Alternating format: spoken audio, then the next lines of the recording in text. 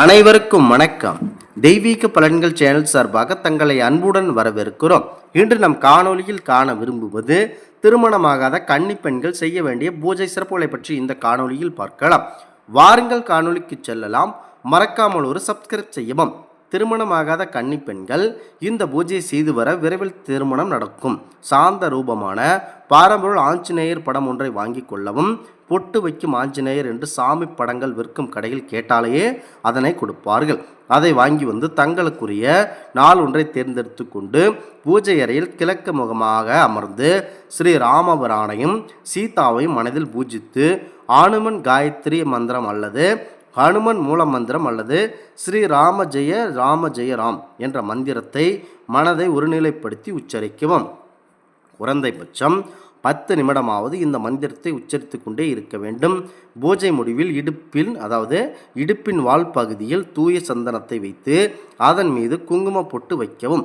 இவ்வாறு தொடர்ந்து 13 நாட்கள் 13 பொட்டுகள் வைத்து பிரார்த்தனை செய்து கடமைக்கு செய்ய வேண்டும். கடமைக்கு செய்யக்கூடாது. உங்கள் உள்ளன்புடன் கடமையுடன் செய்ய வேண்டும். உள்ளன்போடு நம்பிக்கையோடு கண்டிப்பாக செய்ய வேண்டும்.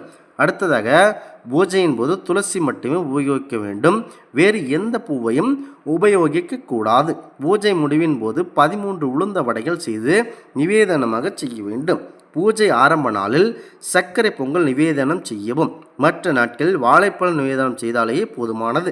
வடை எண்ணெயில் செய்ததாக இருக்க வேண்டும்.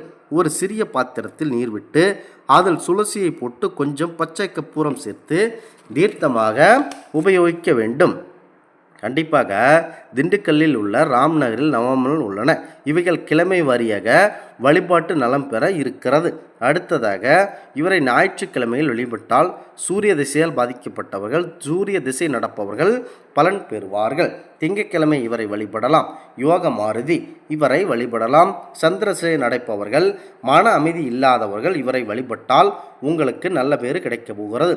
அடுத்ததாக தீர மாருதி செவ்வாய்க்கிழமை வெற்றிலை மாலை அணிவித்து இவரை நாங்கள் கூறும் வகையில் வழிபட விபத்துகள் மற்றும் வழக்கு தொல்லையில் இருந்து கண்டிப்பாக விடுபடலாம். பஜனை மாருதி புதன்கிழமை இவரை வழிபட தோல் நோய் புத்தி சுவாதீன மலமை மற்றும் அவற்றையெல்லாம் விலகி நன்பேறு படைவீர்கள். அடுத்ததாக வீர மாருதி வியாழக்கிழமை இவரை வழிபட எலுமிச்சை மாலை அணிவித்து வணங்கி புத்திர லாபம் கிட்டும் என பெரியோர்கள் கூறியுள்ளனர். கண்டிப்பாக இவரை வழிபட்டு வர நீங்கள் எந்த ஒரு செயலும் வீரமாக செய்து முடித்து கண்டிப்பாக செல்வ வளம் ஈட்டலாம். தியான மாருதி வெள்ளிக்கிழமை வழிபட கன்னிப்பெண்கள் திருமணம் விரைவாக கைகூடும். விரைவாக புத்திர பேறு கிடைக்கும் என்பது நம்பிக்கையாகவே பார்க்கப்படுகிறது. அடுத்ததாக பக்த மாருதி சனிக்கிழமை எள்ளெண்ணெய் தீபம் ஏற்றி வழிபட ஏழரை சனி கண்டச்சனி அஷ்டமச்சனி தொல்லை நீங்குவது கண்கூடாகவே தெரியும். பவ்ய மாருதி அனைத்து கிழமையிலும் ஏற்றது சிவப்பு புஷ்பம் வைத்து வழிபட செய்யும் தொழில் மேன்மை கிட்டி நன்றாக வாழ்வீர்கள். அடுத்ததாக நீங்கள் பிரதோஷத்தன்று இவரை வழிபட அனைத்து பாவங்களும் விலகும். வடமாலை சாத்த தீராத நோய் தீங்கும். ஆஞ்சநேயரின் சிறப்பு வாய்ந்தவையாக இருப்பினும் குறைந்தபட்சம் இவர் குறிப்பிட்டு இருக்கும் ஸ்தலங்களுக்கு விஜயம் செய்து அவர் அருளை பெற்று நலமுடன் வாழலாம்.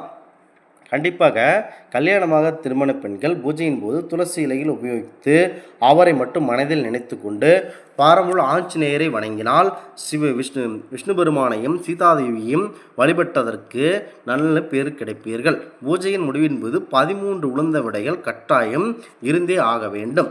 அடுத்ததாக பூஜை ஆரம்ப நாளில் சர்க்கரை பொங்கல் நிவேதனம் செய்யும். மற்ற நாட்களில் வாழைப்பழம் மட்டுமே நிவேதனம் செய்வது போதுமானதாகவே பார்க்கப்படுகிறது. இதனை கண்டிப்பாக செய்து வாருங்கள். வடை கண்டிப்பாக எள்ளெண்ணெயிலேயே செய்ததாக இருக்க வேண்டும்.